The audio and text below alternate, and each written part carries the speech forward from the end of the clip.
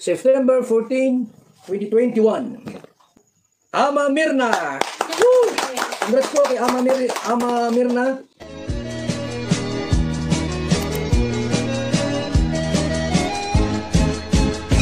Good morning! Naging bali-balita na nga yung paghihiwalay ni Midet at ni Kalingap Dan, yung love team ng Dadit. Yung nakarang video ko ay naipaliwanag ko na rin at nagkaroon din ako ng komento o reaction tungkol sa kanilang paghihiwalay na dalawa. May mga rason naman kung bakit sila naghiwalay at sana makamove on na yung bawat panig dahil syempre alam naman natin na may kanya-kanya tayong hinahangaan dyan, may kanya-kanyang idol dyan o kanya-kanyang sinusuportahan dyan. Yung iba nga nagsusuporta ng Dadit.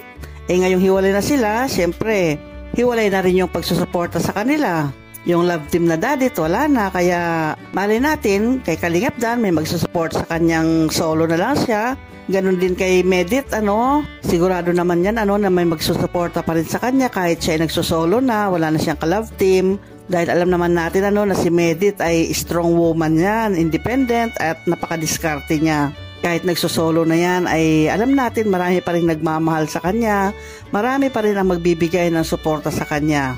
Bakit kaya sila naghiwalay? Yun nga, paliwanag na rin kung bakit nakipaghiwalay si Kalingap Dan. Pero sa aking opinion lang to ha. Siyempre kanya-kanya tayo ng opinion, kanya-kanya ng haka-haka. Kung bakit nga ba sila naghiwalay o si Kalingap Dan ay humiwalay kay Medit. Kanya-kanyang reaction. Pero sa aking palagay lang, kaya sila naghiwalay, alam ko na may mangyayaring maganda pa kay Medit. Nabanggit nga natin at alam din ng lahat na si Medit ay madiskarte nga. Doon sa isang live ni Kuya Bal Santos Matubang, napanood ko nga doon na magtatayo ng landing pad doon sa Naga. Doon sa lugar nila Medit yan, yung Naga City. Kung magtatayo ng landing pad doon, nabanggit ni Kuya Bal Santos Matubang nga na malay natin, sabi niya, maging ambasadora si Medit doon. Hindi nyo alam ang plano po namin. Walang nakakaalam sa plano po namin. Akala nyo ba na basta ganun lang kami? Wala kami mga plano sa mga Kalingap, charity vloggers, o sino man na gustong mag-charity. Alam namin niya po kung sino sa mga Kalingap Angels ang may pusong charity, humanitarian. Alam namin yan. Alam namin yung mga pa-cute-cute laang, alam din po namin. Fifth landing pad ng Kalingap, Camarines Sur, Naga City. Ang opening ng ating Naga landing pad, July 30. Ang posibleng maging ambasadora, Medet. Yan hindi joke yan, hindi biro, hindi prank yan. Talagang siya po ay may pusong charity, humanitarian, pusong pagtulong. Matik yan, magawin nating ambasadora Medet. Nag-improve. Mula doon sa kanyang pa-cute-cute, love team, maging ambasadora ng landing pad. Diba? Alam natin na taga dyan si Medet sa Naga City. O diba? Di nga natin alam kung anong binabalak o anong plano nila Kuya Bal kay Medit. Nagsabi lang naman siya sabi niya na baka gagawing ambasadora. Pero hindi pa sigurado yan kasi siyempre nandyan sila Kalampitos, nandyan sila Sagap TV, sila J. Brad, yan. Si Medit kasi ay matalinong bata yan Alam niya kung anong ginagawa niya, kung anong sinasabi niya. Kaya may potential siyang maging ambasadora dahil maganda yung voka niya, maganda yung pagsasalita niya, maganda yung pag-ienganyo niya, ganyan, pag-usap sa mga tao. Kaya hindi natin alam, malay mo nga, maging ambasadora siya doon sa Naga City. Ano pa lang yan, baka lang yan baka, pero hindi natin alam kung mangyayari nga yan. Kung sakali lang kung sakali na si Medit nga ay maging ambasadora ng Naga, ay palagay ko kayang-kaya niya yan. Marunong siya makisama marunong siyang pumausap sa mga tao, marunong siyang makibagay, ganon. Kaya kaya ni Medit yan. Tungkol naman sa love team, huwag mo nang i-love team siguro si Medit kasi Alam naman natin na sariwa pa yung paghihiwalay ni Kalingap Dan sa kanya.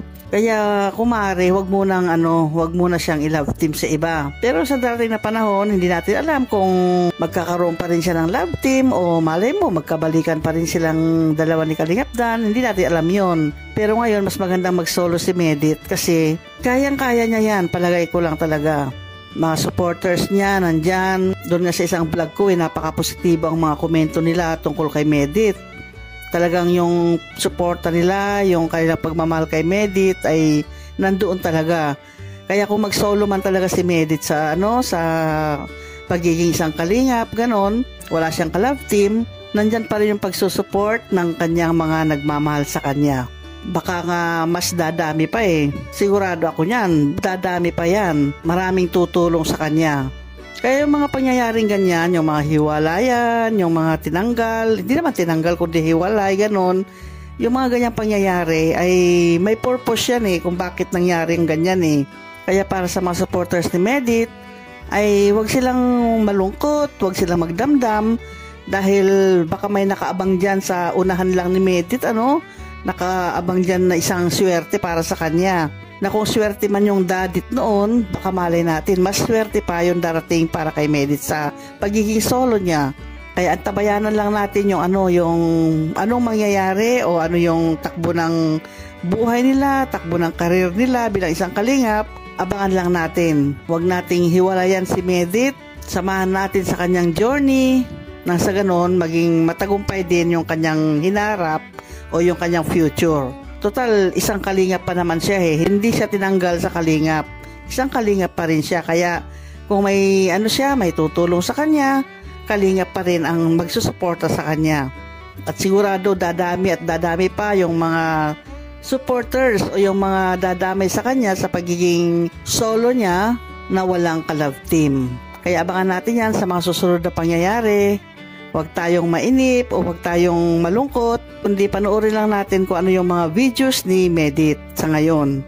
Total, andar pa naman siya ng kalingap. Sabi nga ni Kalingap Rab ay tutulungan pa rin siya sa abot ng kanyang makakaya. Bagamat scholar na siya doon sa pinapasukan niyang school, pero yung ibang mga kailangan niya, katulad ng mga pamasahe niya, baon niya, at saka ibang mga pangangailangan niya, ay nandyan pa naman si Kalingap Rab na mag-antabay, magsuporta sa kanya.